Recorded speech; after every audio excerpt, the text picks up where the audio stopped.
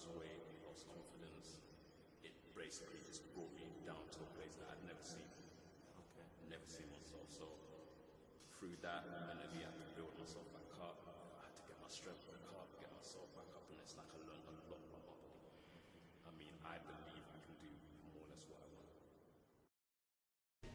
Hi guys, it's Dominic here from Felix Fitness. We're here at the gym clinic in Chiswick, and with my main man, Ozzy. How you doing, Ozzy? Not too bad, Dominic.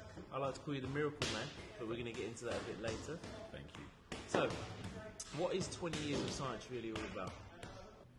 20 years of science is really about the knowledge that I've acquired over the years, what I know, what I now believe I understand about myself and training, and just putting everything I know into a package that should work. Hopefully it will do a lot of things, as in, if it works the way I want it to, I hope it helps the younger generation of kids out here doing the wrong thing. But 20 years of science has come from being in the gym, seeing what I see. Some of these young guys don't know how to train, don't have no ability, and they don't have no tutelage. Yeah. So that's where I'm really trying to come from with this, showing the young boys how to get it done, how to do it correctly, how to train appropriately, because this is a dangerous place. Like, people think the gym is not dangerous. The gym is very dangerous. You could cause yourself a lifetime injury just by being unsophisticated with what you do in the gym. Understood. You should know, like, Yeah, you're a big boy, you train as well. You're a fitness instructor, you're in the business. So yeah, it's just that angle coming from recovery, looking at what I'm seeing and not really agreeing with what my eyes show me, because I love to train, not even like to train, it's my passion. So you're passionate about it, but you know, you live it, right? Exactly. Yeah.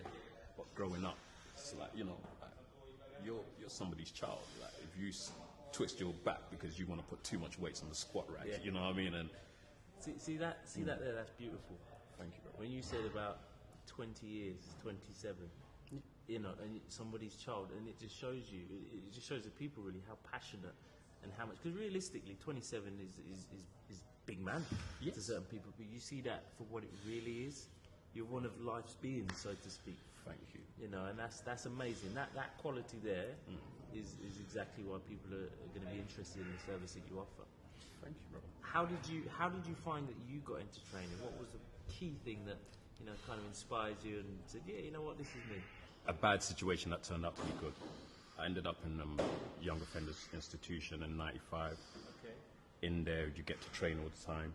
Well, not all the time, but you get an hour's worth of training. We learned how to train. They showed us how to train.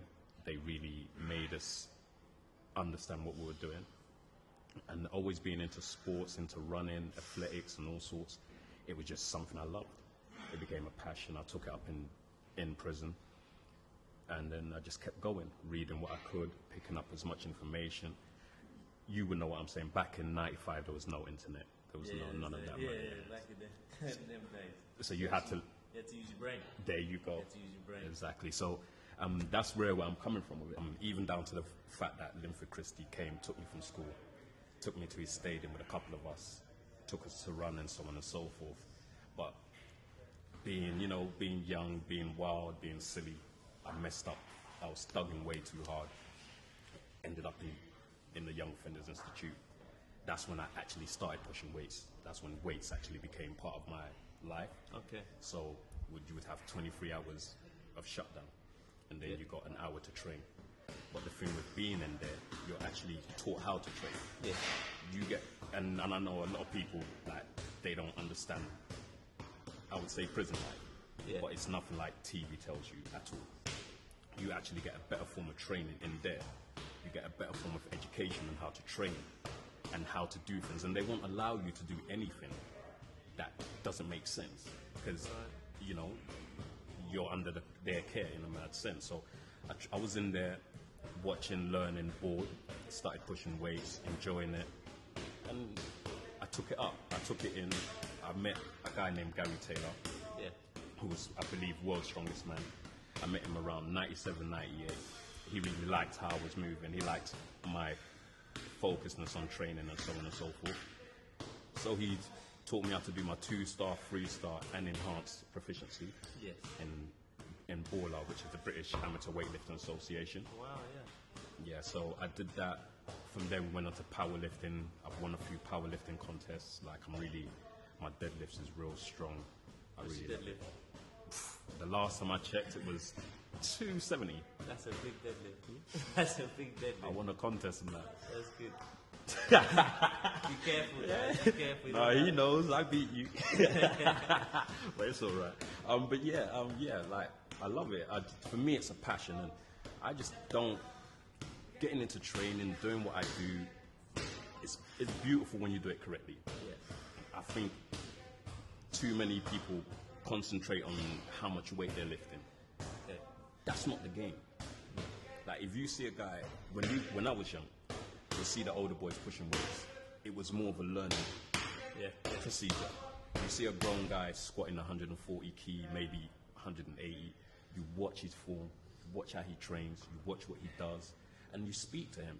There was more of a camaraderie in the drift. It was more about training. Now I always compare it to swimming.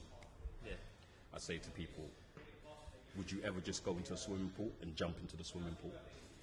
If you'd never swum before, you wouldn't just go and jump into a swimming pool. So when people come to the gym and apply the same kind of ideology, I think it's a waste of time. It's like you said earlier, it's dangerous, right? Yes. It's dangerous, to go big, lift bigger weights than you're ready to manage with incorrect form. Exactly. Causes injuries. So, if I was to say to you, what would you change about the industry? If you could change a few things, what would you? Or let's say you could change one key thing. What would be the key thing you could change?